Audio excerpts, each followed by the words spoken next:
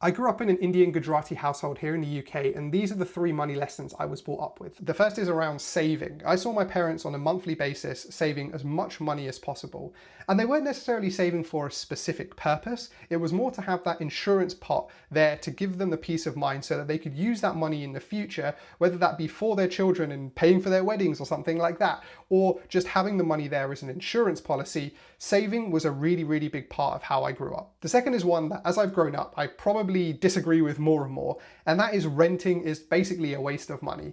Now, I think renting absolutely has a time and a place for people with particular financial circumstances or life circumstances, and actually buying a property for some people could actually end up causing more problems, more hassle, and actually end up costing them more in the long term.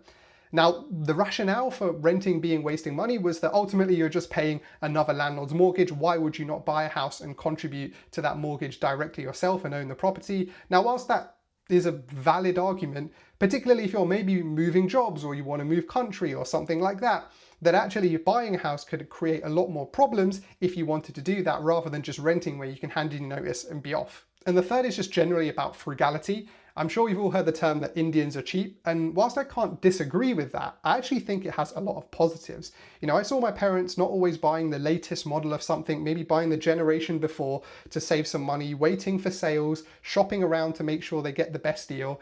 And those are all things that I try and adopt now as well in how I spend money.